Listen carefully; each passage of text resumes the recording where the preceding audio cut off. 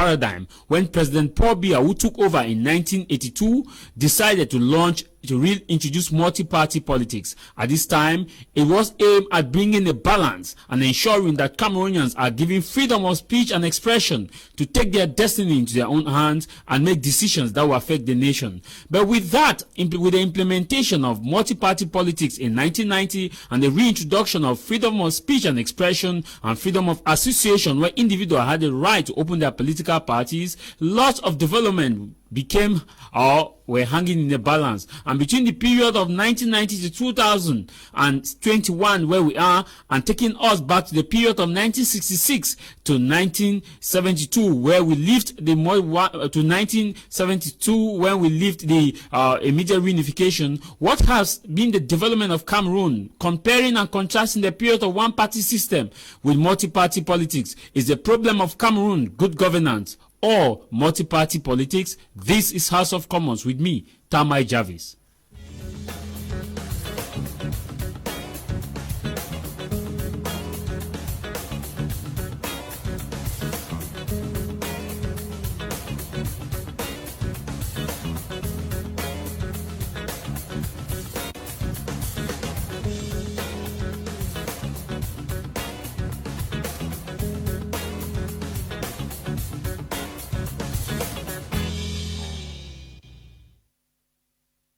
On today's edition, we will also be looking at the Bamenda-Babaju route. The situation of the Bamenda-Babaju. The Cameroon government is of the opinion that the issue why the road is not or has not been constructed so far is because of insecurity, whereas others are of the opinion that the government is not serious as far as constructing the road. Here in the studio, I'll introduce my guests with whom we are going to continue our discussion. We are with two of our guests who are here to make their arrival here. Mr. Amungwa of the Cameroon's People Democratic Movement, CPDM, who earlier indicated that is on his way stuck in traffic, and we are equally expecting Atem Ebako, who will be joining us here in the studio. We have the National Communication Secretary of the Popular Action Party, PAP, Mr. Njine Elvis. Mr. Njine Elvis, it's a privilege to have you, and thanks for joining us on yet another edition of House of Commons. Thank you, Tah Mai Javis, for inviting me onto your platform once again. Good afternoon to my co-panelists here already in the studio. Good afternoon to all viewers of My Prime. I must say it's always a pleasure when we are given such an opportunity to discuss things that can, at least in one way or the other, foster growth within our country. I want to extend my regards to all the faithful militants of the PAP party, and of course to all the suffering lot of the British Southern Cameroons. And thank you very much. Also here in the studio, we have one of the most active, vibrant lawyers in Cameroon, in the person of Barrister Ewule, who have been a right activist in terms of defending the right of journalists in Cameroon whenever there is a contrast between doing the job and looking at what the government wants. Barrister Ewule, thanks for joining us. It's a privilege to have you. Thank you very much, Javis. It's always a pleasure for me to be on your platform. And I want to use this opportunity to greet all the televiewers that are watching us all over the nation, and that it is important for us to always dissect some of these very important issues that touch on our lives. So I'm happy to be here. I'll just take some time to talk about what happened in the this week that just ending. We had to lay to rest one of the finest women politicians in our nation, that is Right Honorable Monjoa Lifaka Emilia. It was a very sad day yesterday at the Independence Square in Buea, where the mortal remains was brought for a pontifical mass that was chaired by Archbishop Kia. From all indication, it showed that late White Lifaka was a very powerful lady. She was a loyal and a patriotic Cameroonian, because she showed so much in her party, the CPDM, and she did a lot for her constituency. Okay. I also want to use this opportunity to say, to express my heartfelt condolences to the Bewi family, and that we stand with them during this difficult moment. Thank you very much, Barrister Ewule. And also here in the studio, we are privileged to be joined by Mr. Amungwa, who is of the Cameroon People's Democratic Movement, CPDM. He is equally from the Tuba constituency. Mr. Amungwa, it's a privilege to have you here. Yeah, thank you very much, Javis. It's a privilege being back on the platform once more. And I want to extend my regards to all the televiewers, the head of state, President Pobia, the head of government, and all televiewers, and equally my co-panelists who are in our midst here. You're all welcome, and I wish you a splendid and happy Sunday.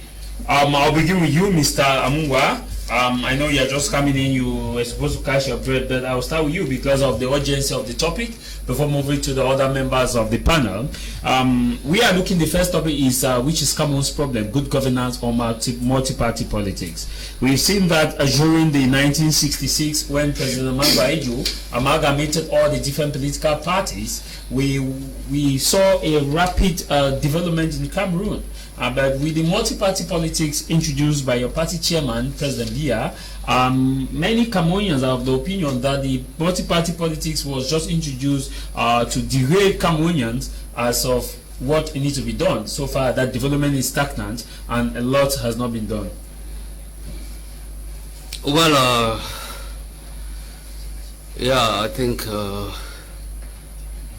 when we have to talk about democracy today, we should be able to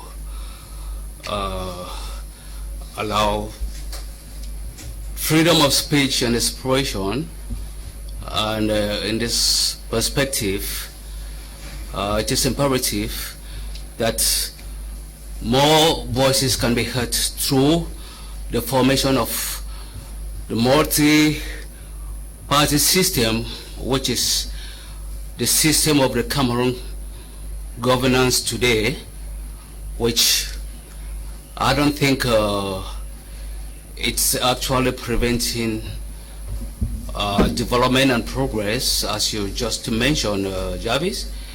Rather, it's created a form to boost development and allow democracy to excel all through the national territory, and to the behest of the citizens and Cameroonians within and beyond.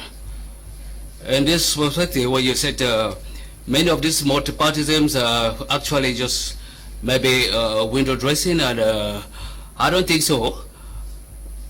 We, first of all, we should first of all be able to review and be able to define within the context of multipartism and democracy, and look into ourselves. We can talk about the various political parties involved. Their hands are very, very open, and with democracy put in place by the head of state, President Pobia, there are no barriers when it comes to democratization processes and getting development being enhanced.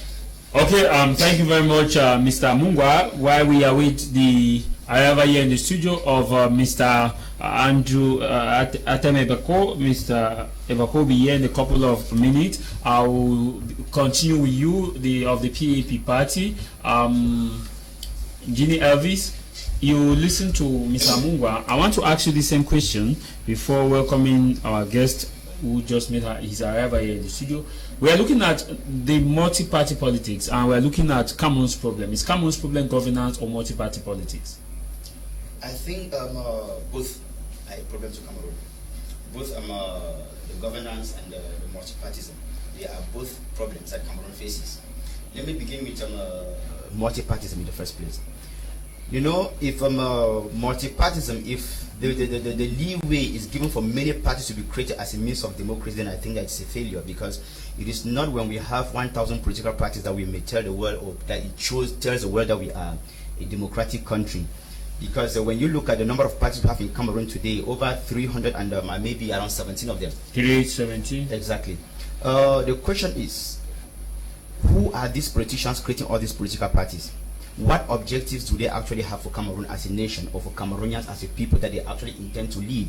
So you will discover that in reality, what happens is that I want to think in 1990, when Mr. Biya Paul was twisted to give way for multipartism, he profited by that to simply, should I say, orchestrate the creation of as many political parties as possible, to rather create division within the opposition. Because when you look at most of the parties that we say, if you look at the 317 parties, if you ask Cameroonians, they may not be able to name to you more than 10 political parties that they know of in this country. Why? Because many of them are created and they are inactive. No one actually ever hears of them anywhere. They do not do anything. Some of them, even within election period, we don't see them, we don't hear of them.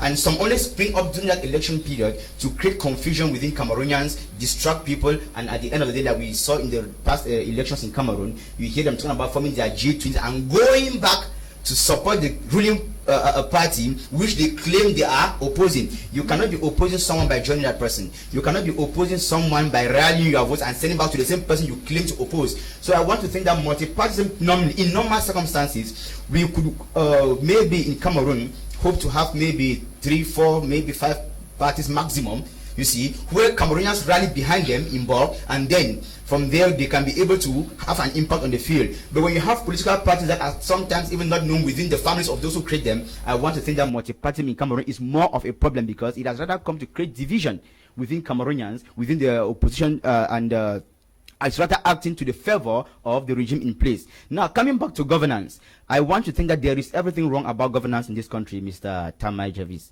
Everything is wrong about this country when it comes to governance, because already the very first thing I will tell you is that corruption already, for instance, is a key factor that has crippled this country, and it stems from what? The governance, the system put in place. And this will remind me to say something that, you make, for someone who came to power without a political agenda, it is a problem to Cameroon.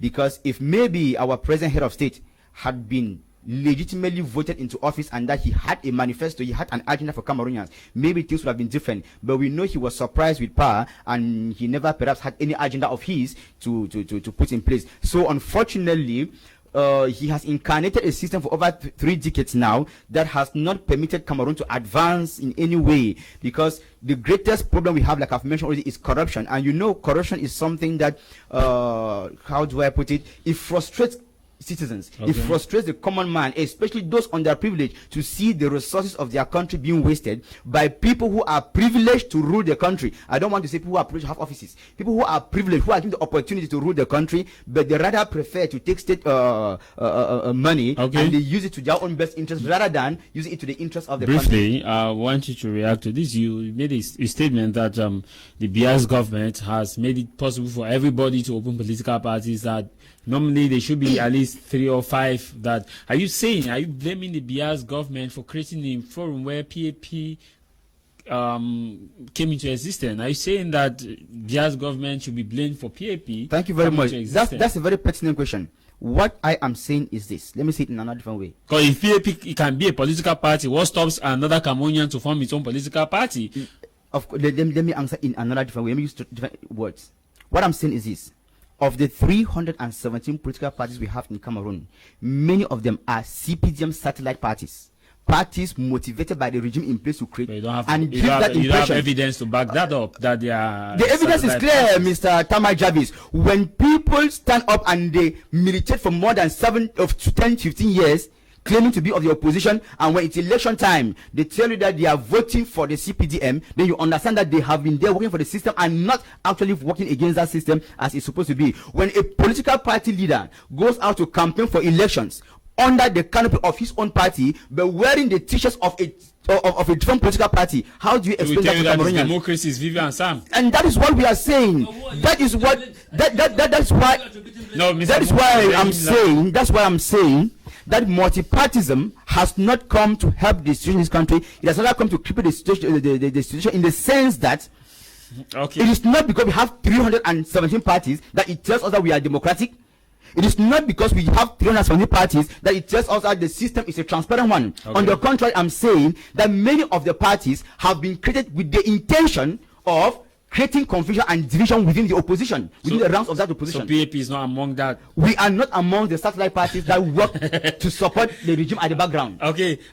Before coming to Barrister, let's welcome Njine Elvis. You're welcome, sir. Thanks for joining us. Thank you very much, and to all the panelists who are here this Sunday and all the viewers of my media plan. Thank you. Thank you, sir. I'm privileged to have you. And now let me come to you, Barrister before coming to Mr. Atem, since he has been following the discussion to react based on what everybody may have contributed. We are looking at the governance issue here. Is it the issue of governance? You're a legal mind. Are we talking about governance issue or the issue of multi-party party politics that was introduced in 1990? Because if you look at 1960, 1966, we had more development. The Wada Dam, we had the Menchu 4. We had the Wada Development Corporation. We had the Yoke Dam. We had a marketing board. A lot of things were still in place between the time. But 1990, multi-party politics, we are in a chaotic environment. Okay, I'll start by saying that it is the right. It is the constitutional right after 1990, especially in 1996 constitution, that Cameroonians are free to create their party. This one, it should be very clear. It is constitutionally correct. Look at the electoral code, look at other international conventions that have been signed by Cameroon. It means that what? Because you should understand that before 1990, we had one party system, and it was other politicians like Need John Fundi, Ben Muna of late, and other people who said we cannot continue to be in a state where there's just one party. You know, there was a serious march in Bamenda, in Yaoundé, against the coming of multipartism. You know of the Dimabula, that was in the 90s. But the head of state came up and said, yes, there will be time for multipartism. And you cannot say that multipartism has not had an effect in the political life in Cameroon, in even the development in Cameroon. We know of how the SDF have seen how to force change. It was the SDF who started talking about the issues of corruption. It was only after SDF raised the issue of corruption that the state had to put the state also demanded that they have evidence. But I'm saying that later on, the state saw that there was need to come up with an anti-corruption movement, and that is why you see most people are in jail now for corruption. So what I'm trying to say is the coming up of multipartism is, we cannot say it is a blessing to Cameroon, because Cameroonians, there have been some change. But what is the problem with all the other parties is that if you look at the way Cameroon is structured, you will see that it is different from other countries. For instance, look at Nigeria. In Nigeria, we had one party that had dominated politics for so many years, that's the PDP. But some politicians like Buhari, like Tinubu, and El-Rufai and all the other politicians, they were members of the PDP. They left the PDP, went and formed the APC. They left the PDP and went and formed the APC. But if you look at the way Cameroon is structured, all the top guys that can bring meaningful change in the political landscape of this country are in the CPDM. They are in the CPDM. And the way the country is structured, it is very difficult for those top guys to leave the CPDM to form a stronger force to fight this party. That is why you see when you look at the opposition parties in Cameroon, they are not that strong. Mr. Javis, I'll tell you something. We had a financial bulldozer in Cameroon here, who during the last presidential election 2018 openly supported an opposition party. Do you know what the government did? The government just went and increased taxes, and the man was crying. The man cried, and the problem now is governance. No, wait. I'm coming to governance. I'm just looking. Okay, let us finish about the issue of multi-party. So in Cameroon, for a regime that has been in place for over, because Paul Biya is just continuing the legacy of Amadou Ahidjo. You know, it was a CP, it was a CNU that was just changed to CPDM. So it is a very strong, they are deeply rooted. That is why I'm telling many people in this country that they are saying that CPDM are in their last days. I say, you people are not seeing the horizon. It is very difficult to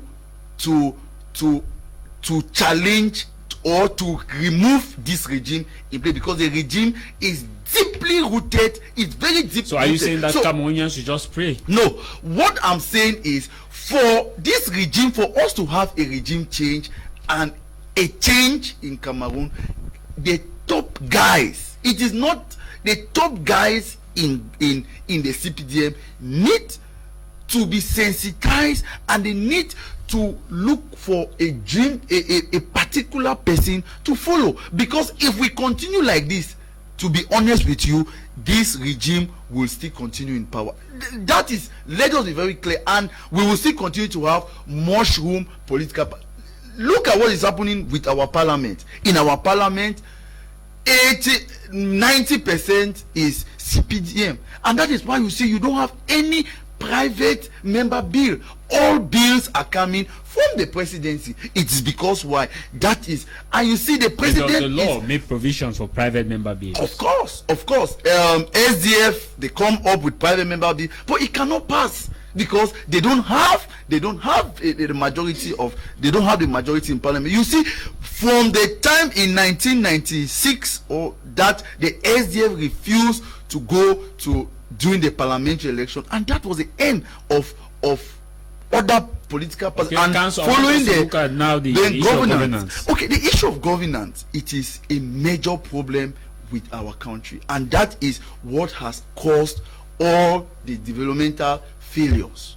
The issue of governance, because the CPDM regime and the government, they have put in place a governance system where there is lack of checks and balances. Look at our roads, look at the project, look at the Lompanga Dam, look at the Mevele, look at all the projects, Nanga Ebako.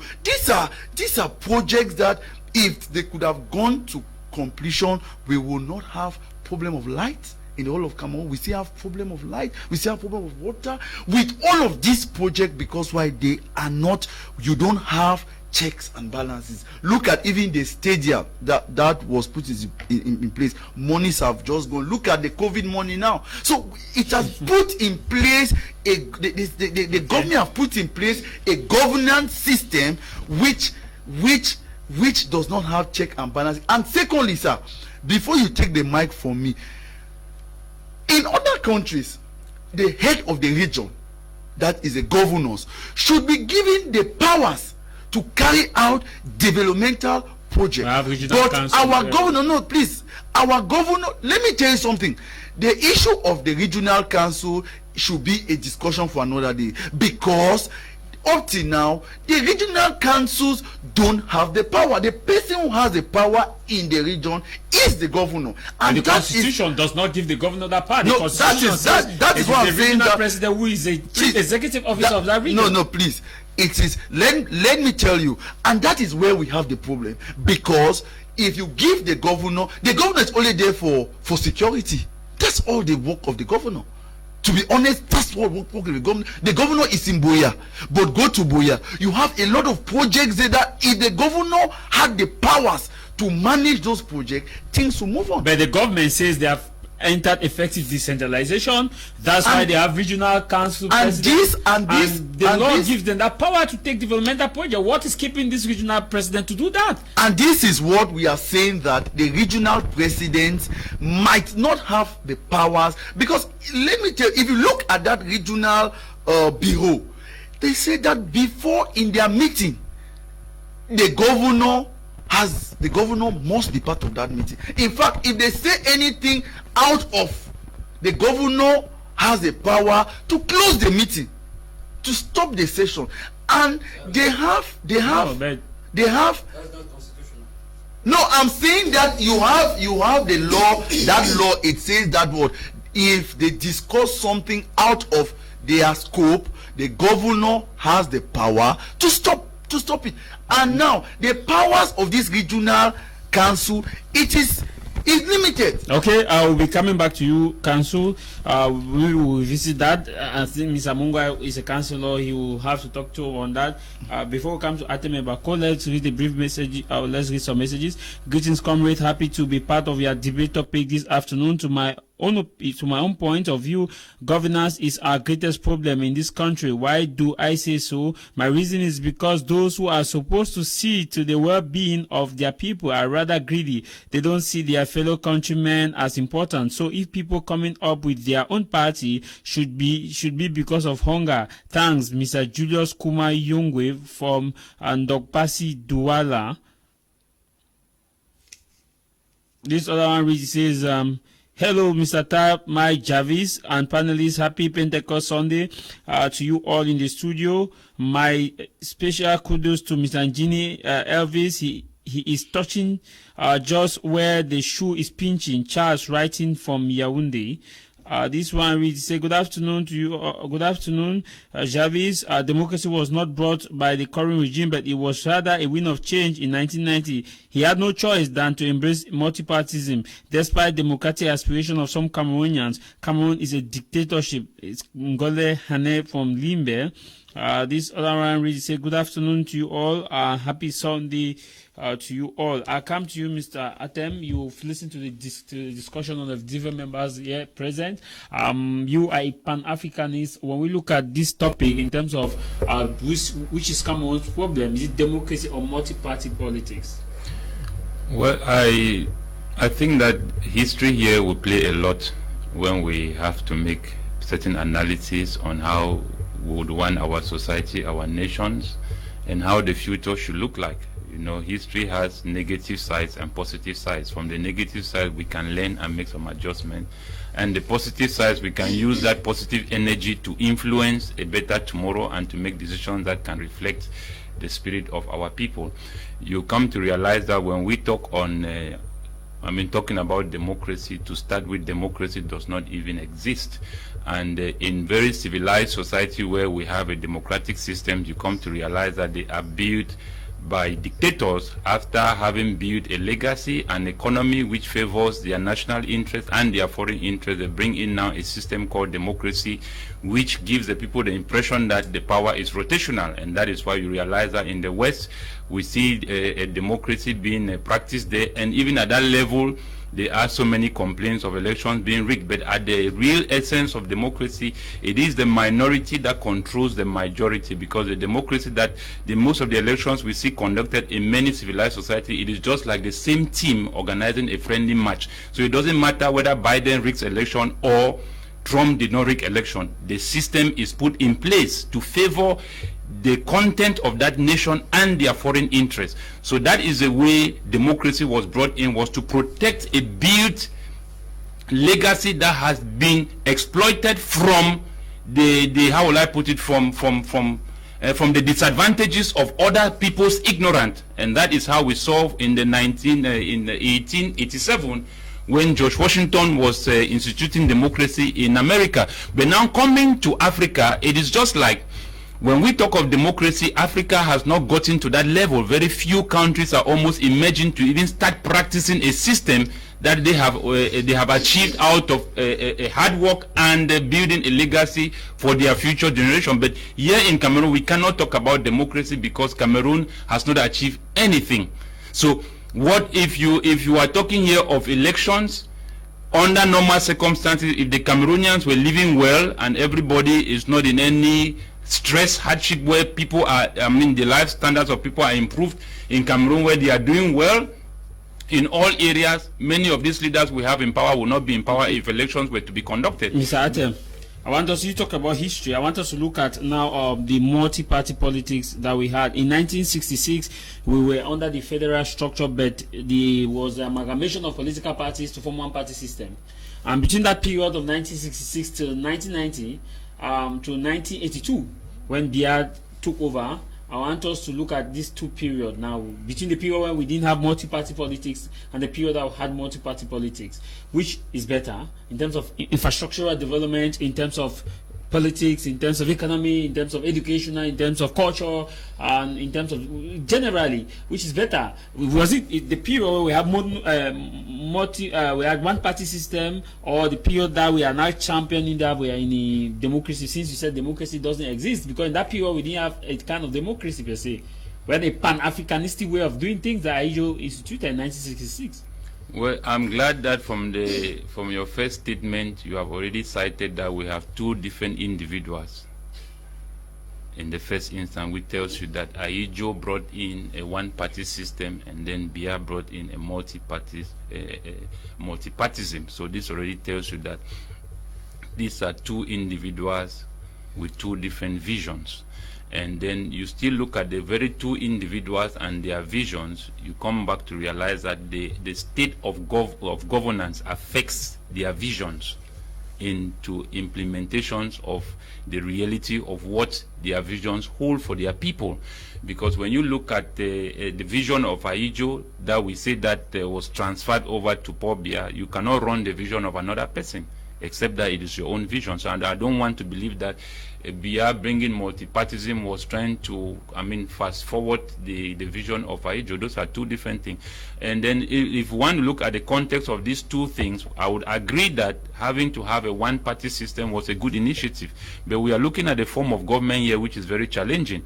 Ajo did not enter power through an election. The people did not vote or elect Ajo to be a president in Cameroon. We should be clear. For his first mandate, but for the second mandate. For his first, no, we are talking of foundations. We are not. We are talking here of foundations. His first mandate, he was appointed, yes. And this is the same way we got the second head of state in Cameroon. He was appointed, and after that, we started having elections, giving the people the impression that leadership is rotational.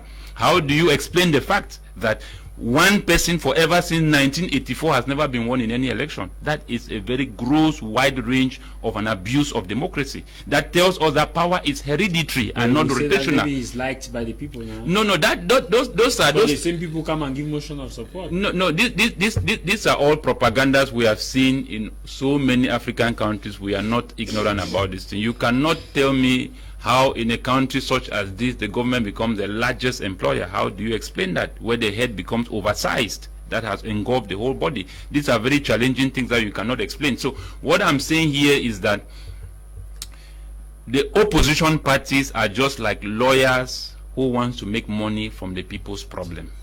They are not out for any good, because to start with, democracy does not exist. I have said that it is a minority that controls the majority. You see, the world is controlled by a system equally as Cameroon is controlled by a system. So all of these forms of one-party system, multi-partism system, falls under a system which was brought into Cameroon, not by the Cameroonians. And that is why you realize that whether it is one-party system or it is multi-partism system, we will still have problems in Cameroon. Whether it is federation or it is decentralization or it is two-state federation or it is 10-state federation, we will still have problems in Cameroon. Why? Because a system which is put in place is what is causing the problem in Cameroon. And that's why we talk about the form of governance. So you come to realize that if you take these same actors and put them in a well-scrutinized system, they will do well. You take these same actors and put them in a corrupt system, you get this kind of result. So the issue here, no, listen. The issue is the issue is a system. It is a system that produces the products and quality of leaders that represent or who function in that system. So if you bring in a bad system like what we have in Cameroon, every other organization or institution you put in place, either to mitigate or to keep down a crisis, will only instigate more violence. We have seen right to decentralization. Somebody like Barack Obama, Goodluck Ebele Jonathan, Nelson Mandela, someone like George Bush, if he's made president of Cameroon within the system, will not have good results.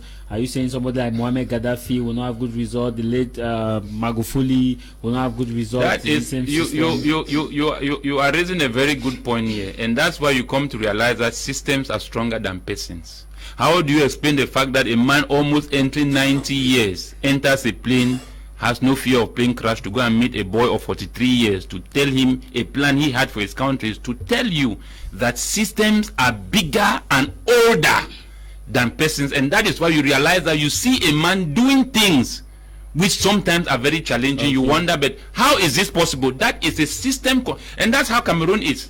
Right down to the last blood of Cameroonian, almost all Cameroonians today are corrupted. It's a system in place. So to start, we saw it from V. Mukete bowing down to the Speaker of the House of Assembly, for example. And I don't want to go to that, but all I'm just trying to say here is that if we are talking of multipartism, governance, and all of those things, we need to change the system. Okay, and the indications of the systems are very clear.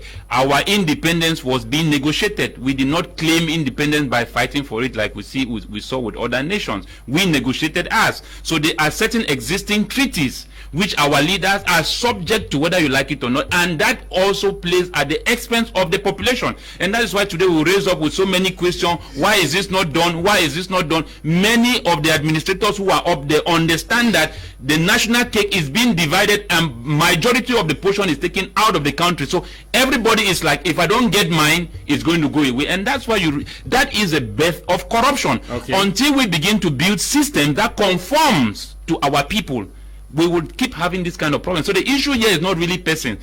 There are people who have entered into the government with very good will. People have entered into group organization with very good will. And when they get there, they realize that there was an existing system which they did not see from outside. It was only when they had entered. And that system started influencing them. It's just like a court. How does a man go to kill his mother or his wife? Because he's left with a condition that is very challenging. So these are systems I'm talking of that. If we don't change this system, Javis, we are going nowhere with all of these things. Thank you, sir. Good afternoon. The problem in Cameroon is multi-party. CPDM have many sub-parties that have made me not to vote because I don't know if at the end my vote will be transferred to CPDM. If each party can stand on its own without transferring vote to another party, then I think power will change hand and other things will change in this country. I would prefer to taste change in bitterness than enjoying in the same bitterness. Maxeline from Yaoundé. Please, good afternoon, Mr. Javis. That the images are crashing. I think that should be from your own end, the decoder from your own end. Hello, Mr. Javis. Party discipline within the most powerful party politics, which is CPDM, delete the democracy in our country. We are still waiting for MPs CPDM to talk about Anglophone crisis in the glass house. Max Beying from Germany. Stanley from Bamenda writes, says, hello to you in the studio. We neither have a governance problem or multi-party politics. Well, Cameroon is okay. Thank you, Stanley from Bamenda. I come to you, Mr. Amungwa. I think we are running up with this topic. You have everybody have a say, so I'll move to our second topic, which is the Bamenda-Babaju road crisis.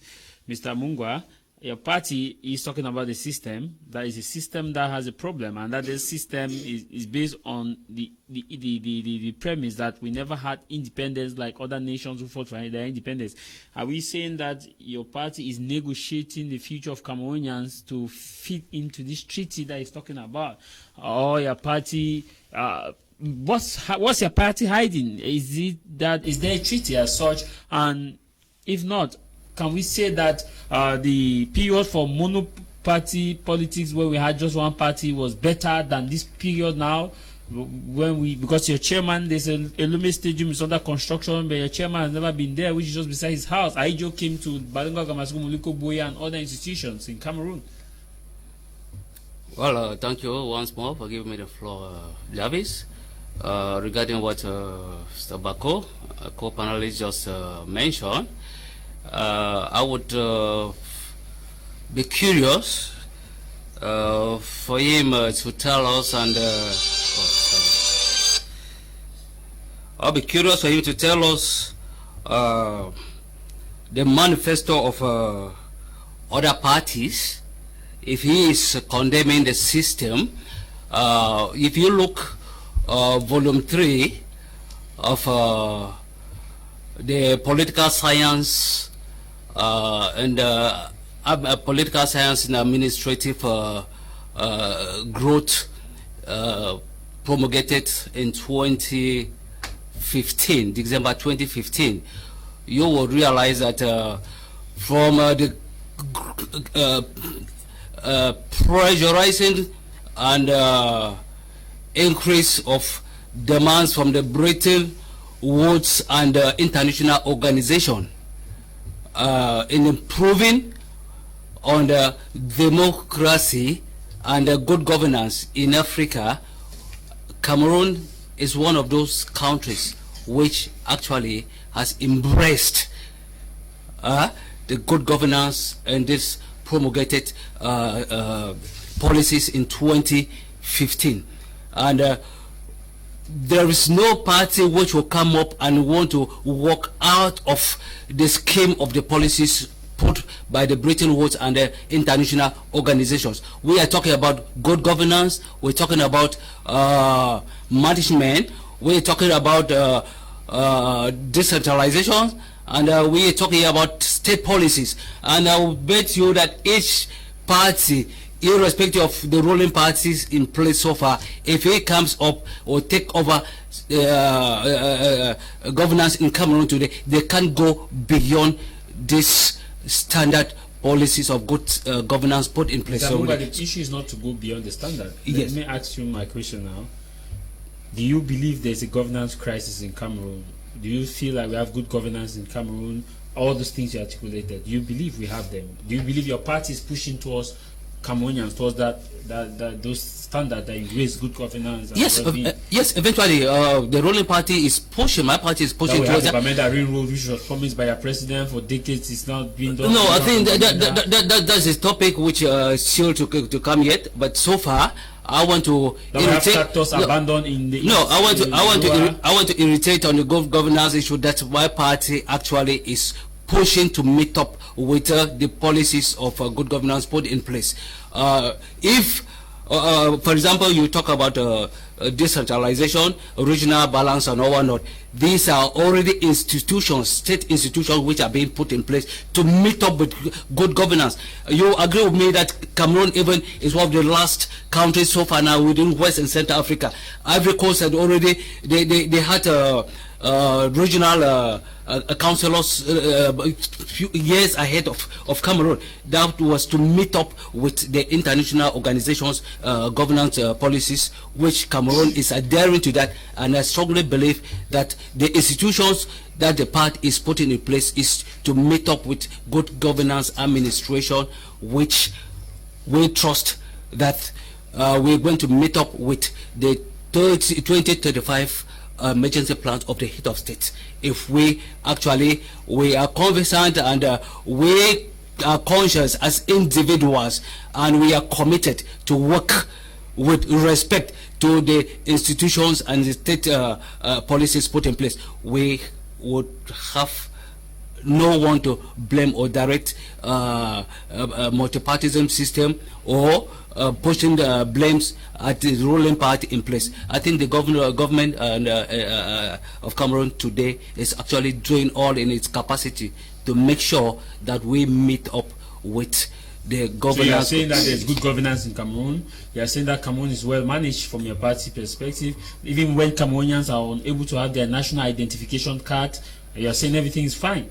Well, regarding this, no, generally, we are looking at good governance from a general perspective. Yeah, of course. No, honestly speaking, even if we have to take allusions back to countries like the United States, which have existed for more than 500 years, you would tell me that they are 100% perfect. No, There's no administration which is completely perfect as we speak. I know. Yeah, we understand. We understand. We understand that. So we took Mr. Atem, who is a Pan-Africanist, will have to confirm with us if Cameroon is just 60 years old, as they say, as people are attributed to. It means that God just created us 60 years old. What he's trying to tell us is that all Cameroonians who are 60 years today are still youths.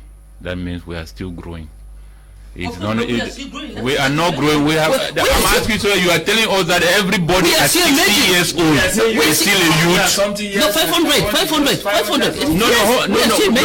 Let us keep America for 60 years. So people who are 60 years today are still children. Is that what you are telling us? We are still emerging. I don't know. Are we not advancing? No, we should not completely condemn as if we are not advancing.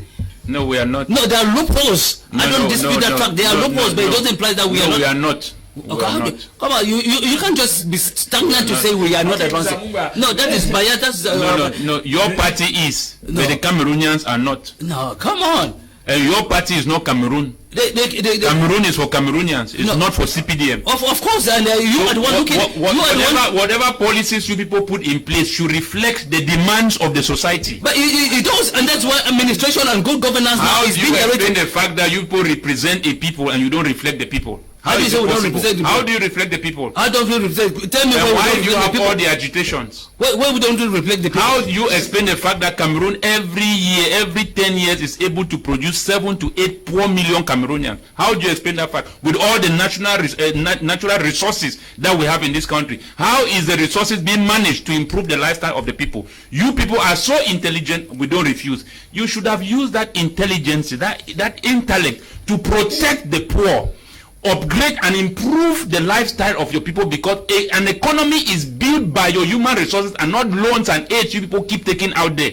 Use your nation, the people of your nation to build this country. That's not what you people are doing. Yes, Mr. Ebako. Briefly, let you respond to that. Njine Elvis, briefly, I know we have 10 minutes to discuss on this issue of governance so that we can move to Bamenda-Babaju. Briefly, looking at where we are now, everybody, you've talked about that the problem of Cameroon is both and means that it is multi-party politics and good governance. And bad governance and governance issue. How do we go from where do we go from here? What solutions are you proposing? The PAP is proposing. Before I get to what we are proposing, I want to make certain things clear. Our legal man here says something which is important. That creating political parties is a constitutional right. It is something we do not dispute. But it is not because it's a constitutional right that people should just create the parties because it's a right for them to create. People should just create because they have an opportunity to create parties. But you should create a party with a vision for the people, for the nation. You should create a party with a vision for the people. And what I was saying here is that there are people who create parties not because they have a dream for this country, not because they have a dream for Cameroonians, but because they have a dream for themselves, and rather they stand to back the system that is already in place, which is nailing the country already. That's the first thing. Secondly, when you mention the fact that the CPDM is so deeply rooted, we don't dispute the fact, but let the CPDM for once organize free and fair elections, therefore, so that everybody takes part on an equal ground, and then we see how far they will go with their deeply rooted nature. Now, then the next thing I will say, Mr. Tah Mai Javia, is that the problem, one thing you should understand too, is that when we talk about the one-party system under Ayijo and then the multi-party system under Mr. Biapol, in reality, you realize that it goes back to one thing: the vision of the person leading, and not just whether it's a matter of multipartism or a one-party system. Because even under multipartism, this country could still have taken giant strides in development, because it depends first on the vision that the person leading has. And that's why I started this program by saying that when you have a leader, one, who never came into a legitimate vote, who was handed power, who was handed a vision that was not his, who was handed a vision to which he was never perhaps associated from inception, it becomes a problem for him to lead that vision. And those are the things we are facing in this country, because we do not know exactly what our present leader's vision was for Cameroon, or what his vision for Cameroonians is, because we are talking about governance. When we take the Bamenda-Babaju, we shall be getting back to it, a project that someone announces 30 years back, until today, it is nowhere to be found. And a CPDM member here tells us that we are still just 60 years old. So we are saying, therefore, that 30 years after a project was announced and it is not materialized, we should not feel accountable for anything, because we are still babies. I want to remind my dear brother here that Israel is just barely 70 years too. We cannot meet up with Israel in any aspect. We cannot. Good. Remember that Israel when they just declared themselves an independent state, that was May 1948, they got attacked by 7 Arab states. And they had to defend themselves. Even by that time, they did not have what they call the IDF, Israeli Defense Forces. And then secondly, Israel is 65% of a desert. I will even say it was. Because they have transformed the desert into arable land. They cultivate oranges, vegetables, and there are things that they call, and flowers, which they export to the whole world. But here we are, just a difference of about 10 years. And we cannot showcase anything, and CPDM diehard supporters always want to give us the impression that we are just a newly created nation. I deny that. We cannot claim that we are a newly created nation at 60. At 60 years in your family, you are an old man, old and death. We should be serious about some of the things we say. The question is, people always say 60 when it comes to defending policies, but when it comes to the issue of Anglophone crisis, they will tell you Cameroon existed before the Germans. So are we saying that is a problem, Mr. Tah Mai Javia? I want us to get this clear. Is it that Cameroonians or Cameroon only existed, God created us 60 years ago, or Mr. Tah Mai Javia before the Germans? When you come now to Mr. Tah Mai, we are talking about the problem is that it is like the problem with politics in Cameroon is like the issue with Christians, where people go into the Bible, for instance, and they quote particular verses of the Bible and they give them an interpretation that suits them in their own comfort zone. That's the problem we have with the CPDM regime. They decide to take examples only when it will suit them in their own situation. But now, let's come back to the question you just asked me, the way forward. Yes, PAP. Mr. Ebako said something very, very important. Systems are older than persons, but we are bound to one day change those systems. But the system can be changed already first if we begin with our educational system. Because you know, when you look at Cameroon today, the education some of us went through is far different from what we find today. What am I talking about? Civic education. Children of nowadays, we should be able to put in place an educational system where children grow from birth with that love for nation. Because the irony is that when you go out into society today, I'm a teacher. When you hear the ideas from students, from young children, then I begin to lament for this country in the next 5, 10, 15, 20, 50 years. Because you have children who openly declare if they were to be put in certain offices, they would do worse than what the present ministers are doing. And they say it openly. Why? That basic education for love is no longer there. I'm going back to Israel. Israel is not what... As a teacher who is supposed to transfer this knowledge, is appropriate knowledge. I am a teacher in just one school, my brother. I am not a teacher... So in all the schools, what I'm saying is that it comes down to government. I'm saying, my brother, I cannot. But he is saying that Cameroon is being managed well, that everything is okay.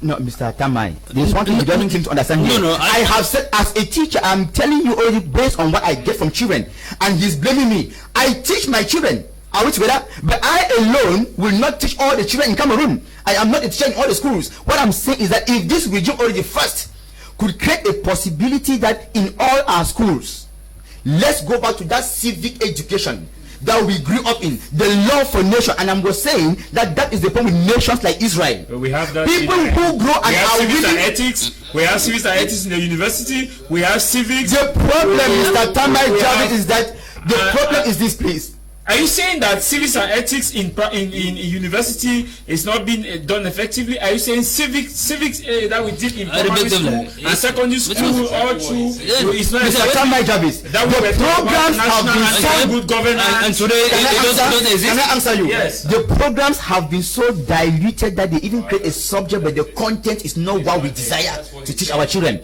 Let's come back. Ask yourself, as an Anglophone or a British Southern Cameroonian, why do you think that more than 70% of our students today from the British Southern Cameroon or those who do IGC no longer going for religious studies? The regime killed the subject because a child doesn't see any reason again why he should go for moral education, study for 5 years, and then even succeed in it, and the government tells them they don't need it when it comes to employment. How do you create a country with people without morality? It doesn't make sense. Today, children no longer have interest in moral education, in religious studies. Why? Because the system has killed that anxiety in the children, such that today the few who do it perhaps they either come from the mission schools or they are even forced by some teachers to want to go for it. So the first thing is our level of education. 2, Cameroonians at their individual levels should learn to at least work from a certain degree of a conscience. When you are placed somewhere to do something, you should learn to ask yourself, even if you are not going to do it for yourself, what about your children who are to come? When you decide to embezzle all the state budget for yourself, what about the neighbor who hasn't got that privilege to embezzle like you do? What about the neighbor's own children? Those are some of the questions that if Cameroonians could begin to ask themselves and work from that perspective, at least we could have hope for this country. But unfortunately, I say the greatest problem comes from governance, and it is incarnated by one man, Mr. Biapol, because his people don't do the right thing, but he does not sanction them. He does not call people to book. Thank you very much, Mr. Elvis. Barrister Ewule, where do we go from here? You've listened to the speakers. Maybe you want to add something so that we'll move to the next topic. Yes, I just want to say that the way forward, first of all, the over-centralization of the government is a major problem. You look at we are not talking about decentralization. No. Let me come. I'm saying that there is no. Please, I'm saying that. Please. So no. See, I am saying that the over centralization of power is what is causing the problem. Look at when we get to the second topic, where we are going to be talking about the Bamenda-Babaju road. You will see that the Guardian Post is attacking the Minister of Public The first Work. edition said, please sack. Yes, but you see, please, I am saying that under normal circumstance, it should not be the minister. Now we have regional president. We have regional presidents who have to address such issues. We have the mayors. We have even some of the administrators. But what is happening? Power is still in Yaoundé.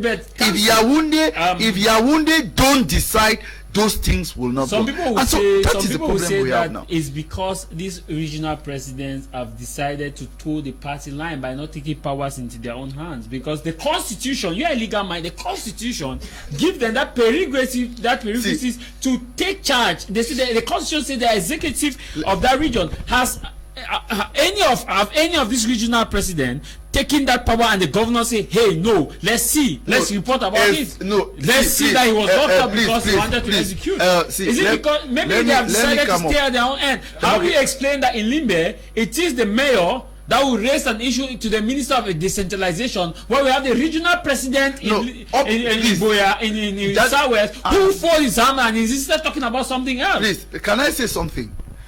I want to say that up till now, it is very embarrassing for me to say this, but all this issue of the regional council, it is just as if there was some pressure and they said, let's just create the regional, because up till now, these people, most of them don't know why they are there. There is no roadmap. Up till now, I have not seen any regional president come up and with a clear roadmap that this is what we have to do. Most of them have been voted in, they don't even know what to do. But let me see. And now they are saying that, they have not started working. The vice president, Mr. Chief Atem Ebako, was complaining that even their chairs, there are no chairs in the office, there are no computers, there is no money. No, and this is why I'm saying that the over centralization is a problem, because to be honest with you, they don't even know what to do. They are waiting for, they say that they are waiting for funds they are waiting for funds from Yaoundé. So they have not started doing any work. But I want to say that I'm saying that everyone because sir, I'll differ with you on that point. Yeah. Yes. No, but it is your right to differ with me. But the first thing I will say here is, most of the time, the same as you will tell me here sitting as a councillor that I don't know what to do. No. That's another thing. I have a lot of workload before me as I'm talking here. It is a very big shoe that they have given to these regional councillors, but the shoe is like it has holes all over. They have given a big book with nothing inside. Because to be honest, they say they are waiting for funds from Yaoundé, but we are still waiting for them. What stops them from even having consultation? They could have consultation, and even they say they don't have halls and the rest. in Boya, they could be using the council, the Boya council, to hold consultation, maybe to talk to pressmen and to press talk, officers, to talk to mayors, to talk to how are they going to work. Up till now, since they came into office, they have done. You invite them to media outing, they don't come. No.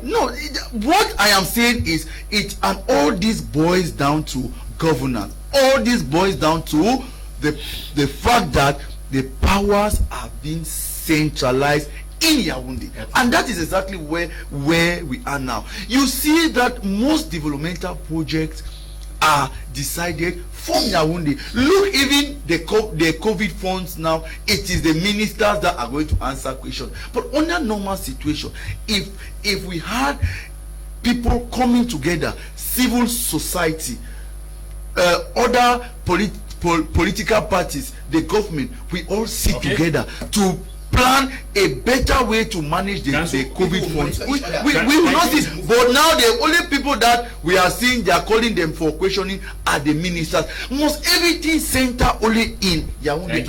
And this is why we are saying that we are not really getting the real decentralization that the government is preaching in the 1996 constitution. Good afternoon to the panel. Please stop suffocating Mr. Njine and a few other panelists when they are telling the truth. We have what we need as ideologies to improve you as I'm not suffocating, I'm just wanting to get more, wanting to be more explicit. Hello panelists, especially to Mr. Atem Ebako. The spirit of Kwame Nkrumah is speaking through him. More grace to him. And I am Emmanuel Ndile, the Guardian Councillor in Yaoundé. This one reads, it says, good afternoon to you in the studio. The country can't change through the ballot box, as earlier explained by panelists. Rather, a revolution, a way forward. Your message has gone through. Good afternoon, Franklin. In Yaoundé, Cameroon's problem lies in the system put in place for governance. No party is competent enough to change the government, simply because there are some organs put in place by the government that shadows themselves. Hello guys in the studio. I tell you, this country has no democracy. This country is a failed. Yeah, a message is understood. Good morning from this House of Commons. Cameroon will never change until the president will be elected. Aijo was appointed by France and Paul Biya was appointed too. So that's why we are in where we are today. We'll take on this transition. When we come back, we will talk about Bamenda-Babaju Road in under 20 minutes.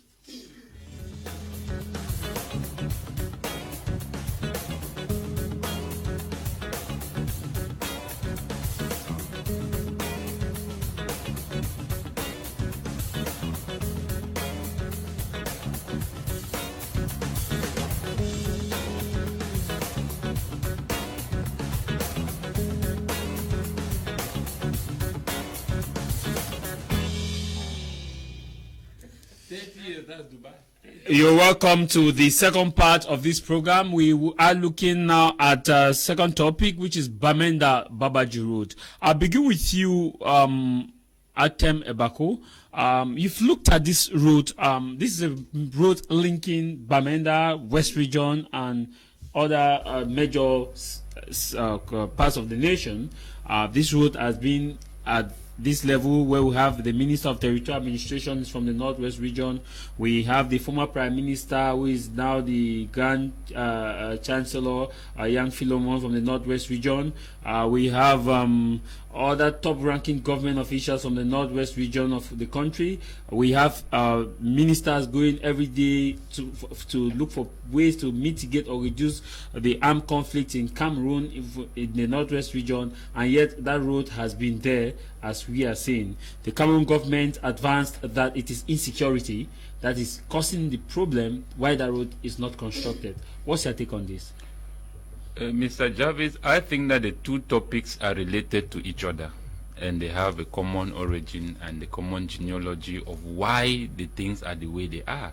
It's a system that has been designed. It is not an accident that that road is the way it is. It is a system. I have built a principle which I think that when I explain those principles, it's easy for Cameroonians to understand why we are the way we are and why we cannot develop and why we are under development. We are underdeveloped nation is because it is designed that way.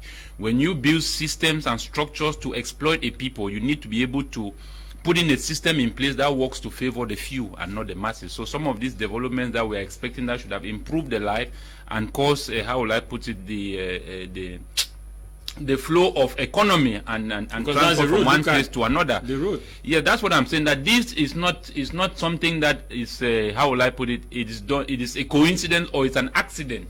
These acts are done intentionally, and it's not only such one like this. There are so many we can cite in Cameroon. We are talking of road accidents of about 16,000 accidents every year that cost the lives of 1,200 Cameroonians minimum. It means roads in Cameroon are a major crisis. But why is it this way? And these are the things that we need to understand. Now, let me put it this way. When you have a system where I call it the 15% against the 85%, that simply means that the 15% stands to work as a government and the 85% is the population. Now, the targeted budget profit estimated to exploit from the Cameroonians is 85%. That simply means that you need to keep 85% of its population under abject poverty. And then the 15% is what I call the government, which is endorsed with power. All of the major contract loans, credit, donations and everything, ammunition passes through the government. So the government becomes a very strong force in order to repress the 85% to support the prices of those that are above him. And that is why you realize that the system in Cameroon does not favor Cameroonians. How do you expect the fact that our presidents, majority of our presidents have become governors in France, that Macron calls a meeting and they all fly go to Macron to go to a meeting, is to tell you that these nations are not run by the people who make the majority in this nation. It doesn't run by the citizens. So that is why you realize that if you don't keep the people in this state, you cannot exploit them. Okay. I don't know if you understand. And that is why you realize that the government becomes a very strong force. Why do you think that we're having agitation, insecurity, rebels, jihadists, Islamic extremists? It's only because of bad leadership. This is the rise of all the insecurity. So we are the ones creating those things because of a system which seeks its own interest and not the interest of the general people. So these are the problems that we are saying, that if Cameroon is ever going to move forward, it's not the opening of parties, it's not the opening of organization, institution, decentralization. It's a change of system, and this change can only come when Cameroonians themselves will decide to understand that Cameroon is not for poor beer, Cameroon is not for CPDM, Cameroon is for Cameroonians, and Cameroonians should find a common need to come together and pressurize the state to make policies that favors them. And then secondly, Cameroonians should understand that they should grow to a point where they should be able to own their own economy, process their own raw material, industrialize their own natural resources. Okay. I don't know if you understand me. And then own a currency. So these are the things that when we don't go back to history, we'll not be able to influence positive energy in such a way that we can build legacies for our children tomorrow. As we stand right now here, if BR leaves, CPDM leaves, what they have left Cameroon with is only debts, loan for generations upon generations. That's not what we want. Thank you, Mr. Atem. Amungwa, the President of the Republic made it clear that the ring road, he will construct the ring road. That was during the period of the rebranding of CPDM, and when he went to the military anniversary in Bamenda, he said he will personally supervise the ring road. As we speak right now, that vision seems to be hanging in the balance. As we speak, Minister Paul Atanganji said our government has won the war against terrorism in the northwest and southwest region. That just few pockets of resistances are left. But some government officials are now coming back and saying that the reason why Bamenda, I want Eli to put it on screen, that the reason why the road, Bamenda-Babaju road, is where it is now is because contractors are being kidnapped, machines are being burnt, and that is because of insecurity caused by the non-state armed groups in that road. Are we saying that if the president was to come to that road and stay there for 5 months, there will be insecurity in that road? No. Regarding what you just cited, when it comes to certain issues which are very sensitive and objective, I don't take side.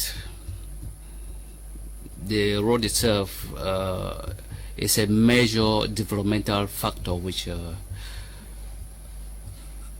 I personally have a lot of chaos with the central administration regarding this issue of the road. I remember in 2013 when we went for the burial of late Honorable Francis Quine. All the members of government were present, except the head of state, as a state personality who was absent but was represented by the then Prime Minister Philemon Yang.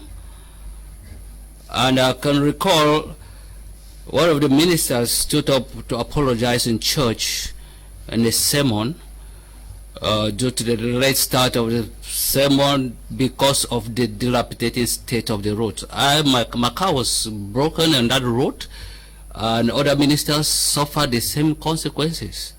And honestly speaking, at this juncture, I cannot take sides to give a tangible reason why at this juncture this road is still under this dilapidating state. It's not fair.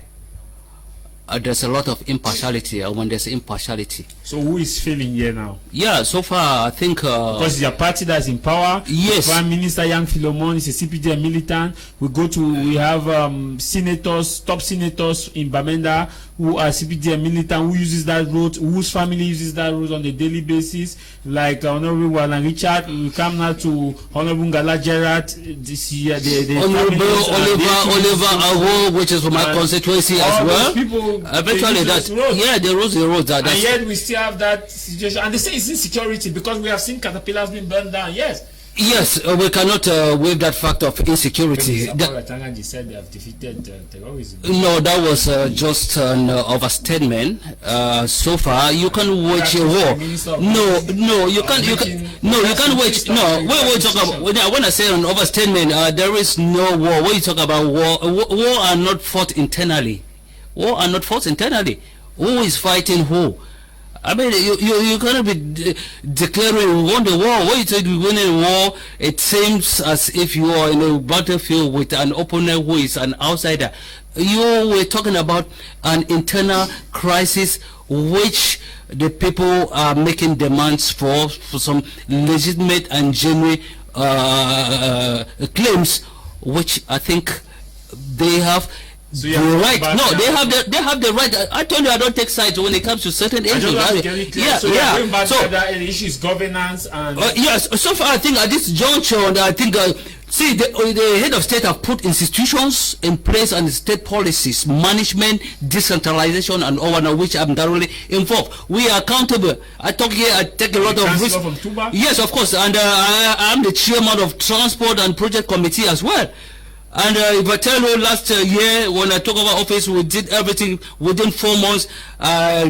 We executed 5 kilometers of air routes, and I was equally on the trench of the Bamenda main road linking to the university, which today that project has come to a halt.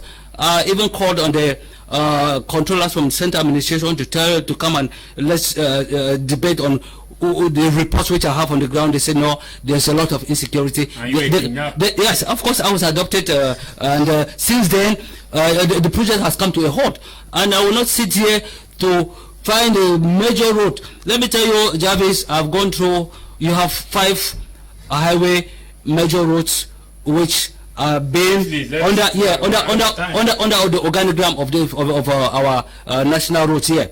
I don't even find. You have highway road number 1, which is Yaoundé linking to Betua, Garua, Marua, Garua, and Chad.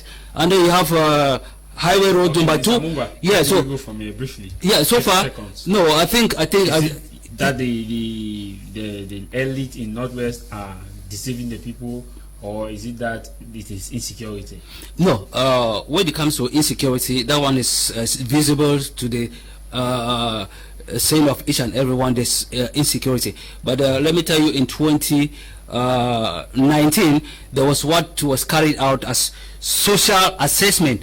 Social assessment simply was a team deployed on the field to be able to determine by the favor of the people if the project which is at hand should be carried out or not. And from that survey, the people on the ground actually gave the clearance that the route, which is a primordial factor for development, should continue. Thank you. And Elvis, I think the minister, Njomisi, should be held responsible. He is not actually carrying out his duties in charge of that project. You will not. Yeah. You are opposition, but you will not refuse the fact that it is because of insecurity that road is like that. Because we now have use of IED, improvised explosive device. So who should we blame? Should we not blame the non-state armed groups for making the people of Bamenda to suffer? Because if not of their constant attack of that road would have been constructed ere long. The same thing we had the Kwakwa-Mbonge road, which you have constructors that were kidnapped during the early phase of the conflict and they abandoned their resources. We all saw how equipments were burnt down from the road in Bamenda. And so the government is saying that you should tell your people to slow down so that we construct the road. Javis, I don't know why you start by presenting that I'm opposition and so we should not deny the fact. No, let me speak honestly here. In my opinion and that of the PAP, we have never denied that there is insecurity in that part of the country. We have never denied that. On the contrary, we have insisted severally that government who has the yam and the knife should do everything to put in place what is necessary for dialogue so that peace can return. And of course, when you look at our topic, it talks about negligence or insecurity. I think it is both. It is because government has neglected the Anglophone crisis that it has gotten to where we are today, and so the road cannot even the work on the road cannot start.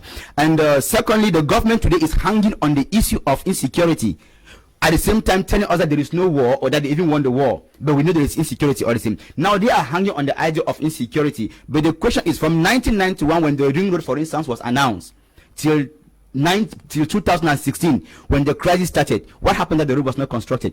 When I looked at information concerning the ring road, for instance, I think it says something like the road was supposed to have a 20-year lifespan, meaning therefore that the road even expired already without ever being constructed, because we are 3 decades after it was announced, because he announced in 1991. In 2010 he reaffirmed that he was he, the head of state, that he was personally going to supervise. It takes us back to the issue of governance we were just discussing about, Mr. Tah Mai Javia. When the head of state himself personally announces a project, comes 10 years after without starting it, and then says he is going to personally supervise, and then another 20 years after, that project is nowhere to be found. Why should we blame the ministers? His ministers are following his footsteps. Ministers are doing textually what the leader is teaching them to do. He is preaching by his own examples, and they are following his examples.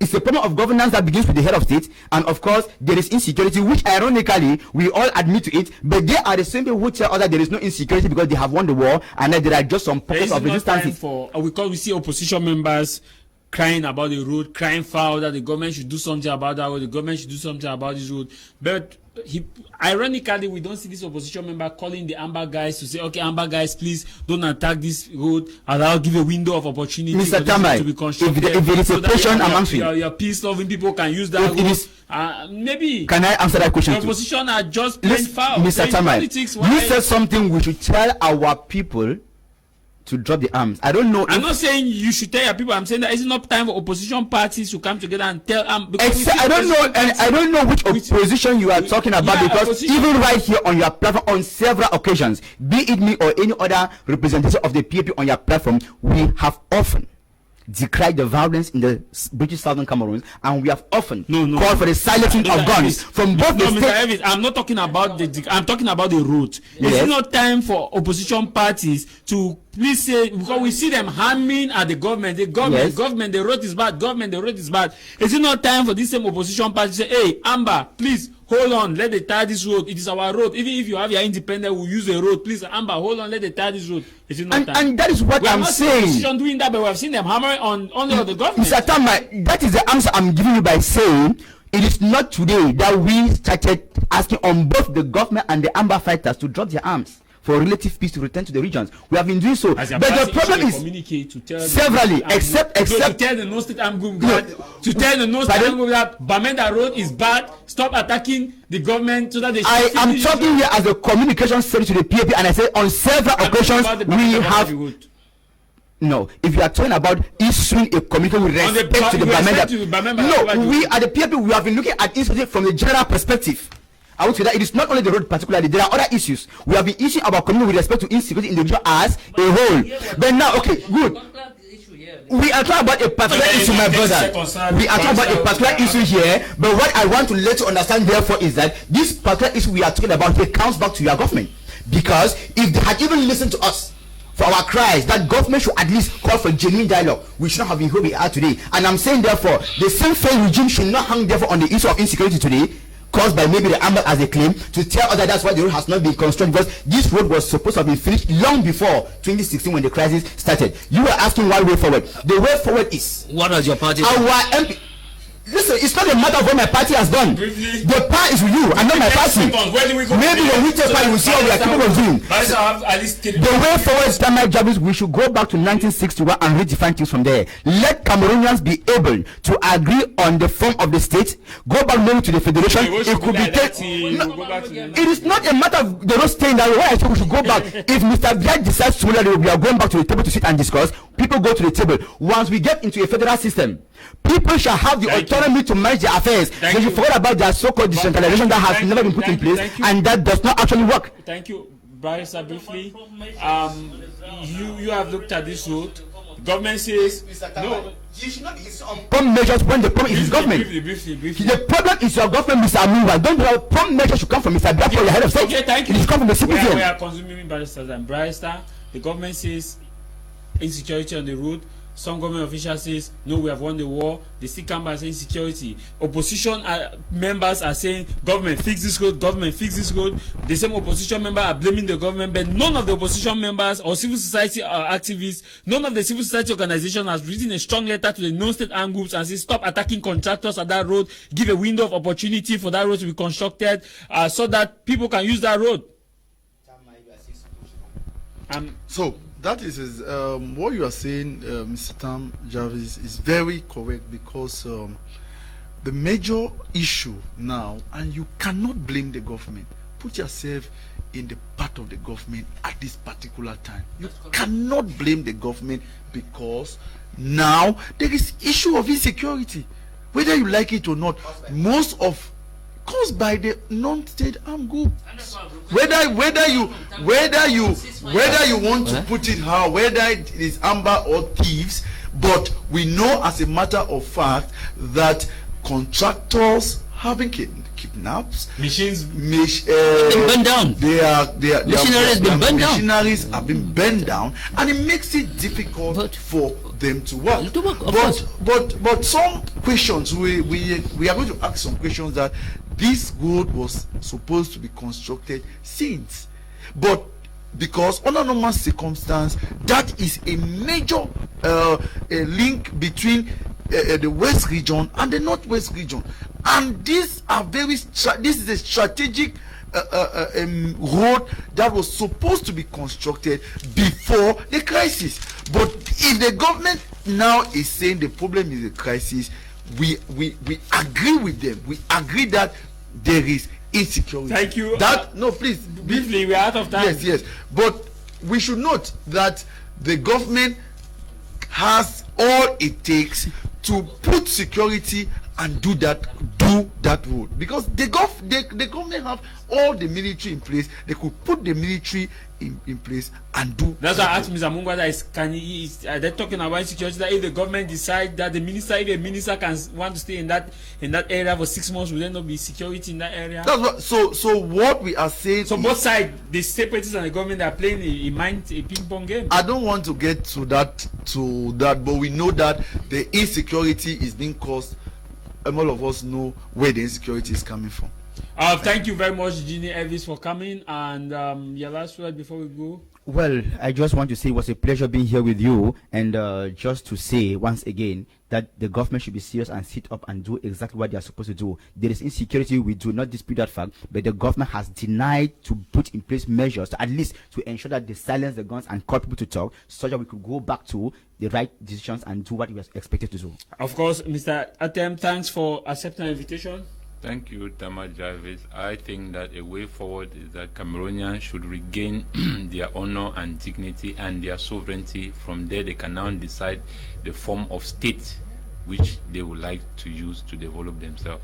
And then secondly, politics must not be discussed under a political party, and you must not be a head of state in order to affect changes in your country. And then thirdly, I also want to say that it is really important if we can be able to use our intelligence to educate and to how will I put it, to secure what we really want and to defend the truth, instead of using that intelligence to defend a lie. Is not going to help us. Mr. Amungwa, thank you very much for coming. Yeah, thank you, Javis, once more, and just want to make my co-panelists understand that we have all the institutions put in place for good governance, and actually we are moving progressively to meet up with our emergency 3025 plan, and also insisting on a total ceasefire, which I've repeated on this platform. Okay. It's not helping our economy forward. Okay, Barrister Ewule, thanks for driving to Boya and to be here in Douala. Yes, thank you very much for inviting me. And as we say, the major problem is in our country is governance.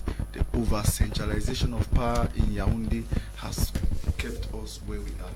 And I think that the powers that be should look into this issue so that we can have the effective decentralization that the government wants us to have. This program will be rebroadcast today at exactly 10:30 p.m. 10:30 p.m. we'll have a rebroadcast of this same program. At exactly 9:30 p.m. on Monday, we'll have a rebroadcast. This program will be on our YouTube channel. BT Media Group is our YouTube channel. Visit our Twitter handle, My Media Prime, Facebook page, My Media Prime, Instagram, My Media Prime. And of course, you can visit us on www.btmediagroup.net is our website. And every Sunday at exactly 12 to 1:30, the program comes up 12 to 1:30. I leave you with this: no matter the matter, what matter is your matter. No matter the matter, what matter is your matter. And what should matter for you is that the truth is God. You can only kill the teller, not the truth. If you kill the teller, the truth remains to haunt you. My name is Tah Mai Javis from Cameroon's economic capital, Douala, Feng Dombange. Au revoir.